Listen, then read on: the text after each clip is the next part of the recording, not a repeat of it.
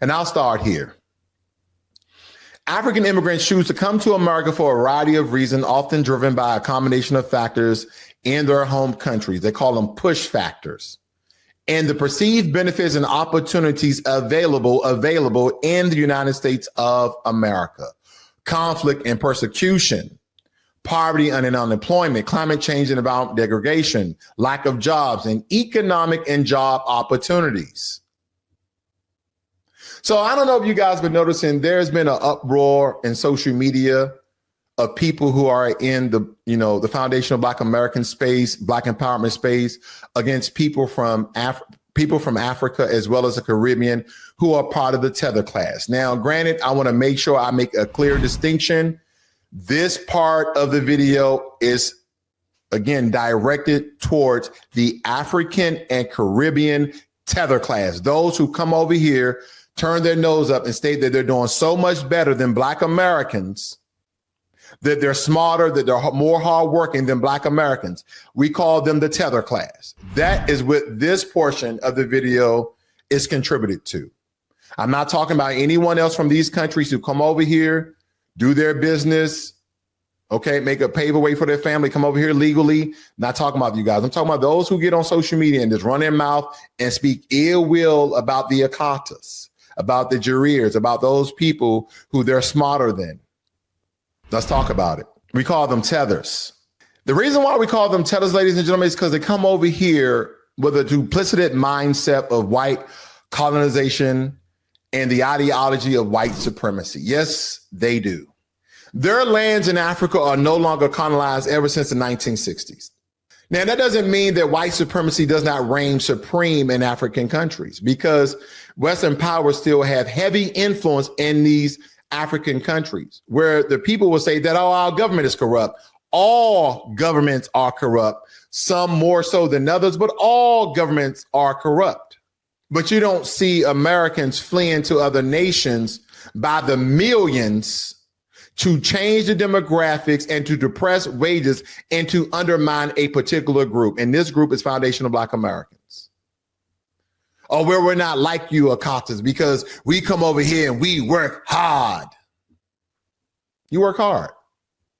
And all the jobs in like the construction space, all the jobs in these different industries that you see people from other countries, majority of, do not forget, historically, Black Americans had these jobs. Black Americans were majority of the landscapers. Black Americans were the majority of the construction workers, us and the Italians. But by the way of the mafia and other white supremacists, we got boxed out of a lot of these industries. Service jobs. So Black Americans, we had to amalgamate ourselves to other skill sets, because we had all these service jobs, construction jobs, plumbers, electricians, welders. We had all of these jobs. Who have them now?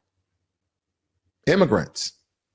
Not because all of a sudden, oh, Black Americans are lazy, are they not? They're really unintelligent. They're really stupid. They're really low IQ people, are they not? All of a sudden, we're low IQ and we're lazy. Really?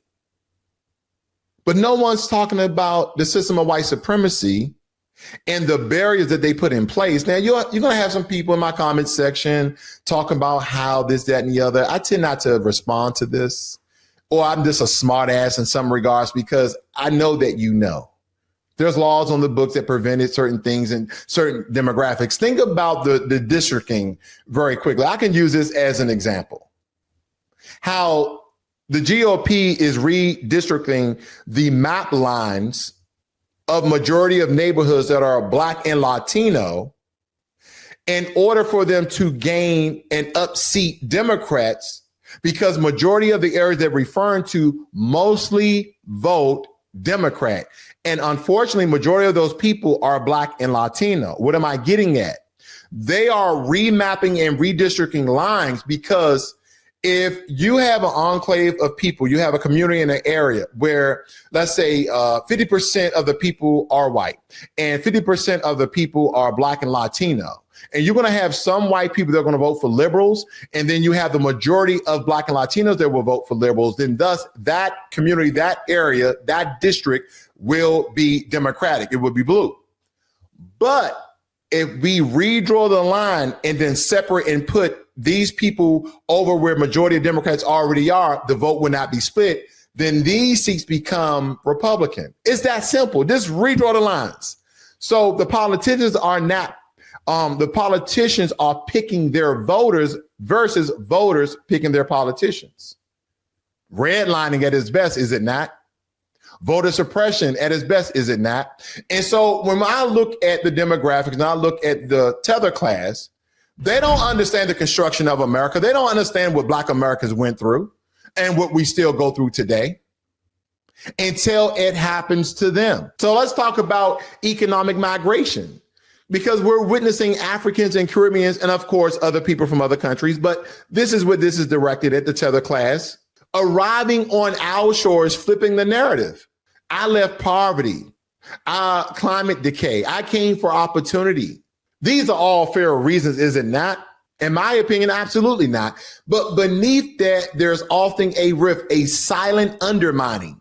Because I've heard it. We've come from countries not run by colonial powers anymore. We're intelligent. We're capable. We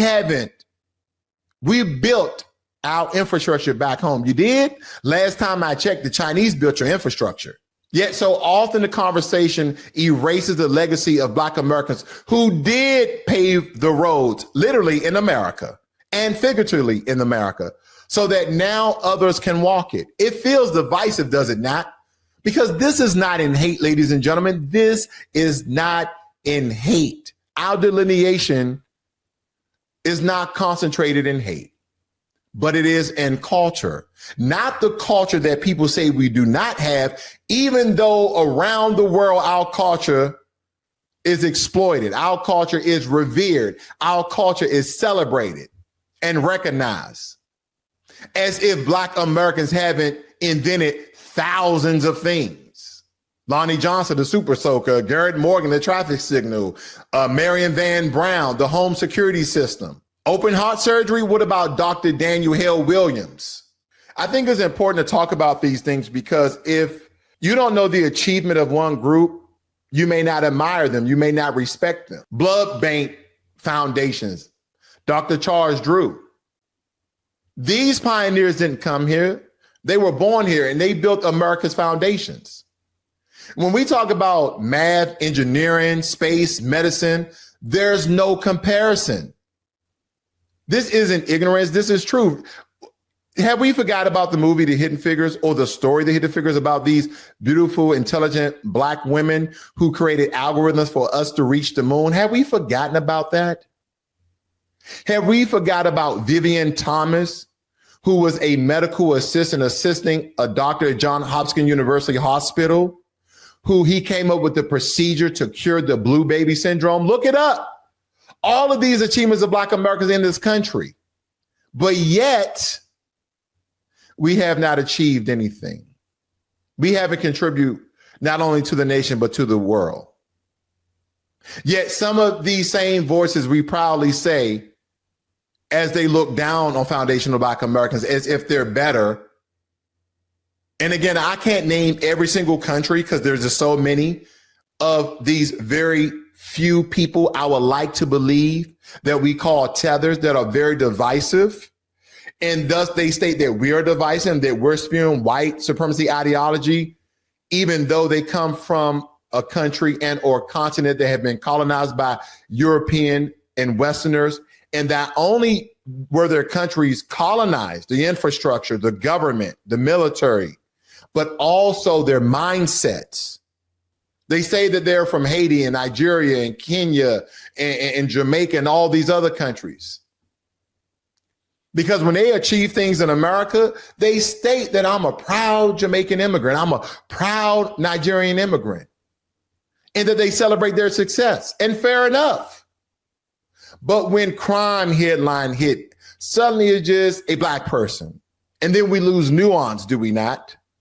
Because again, this is not about dislike, ladies and gentlemen. It's about historical recognition, acknowledging that foundational Black Americans carved paths, not because we fled oppression. We stood 10 toes down in oppression, and even to this day.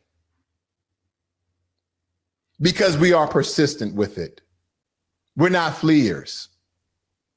And then to think that people, in some regard, share some of the same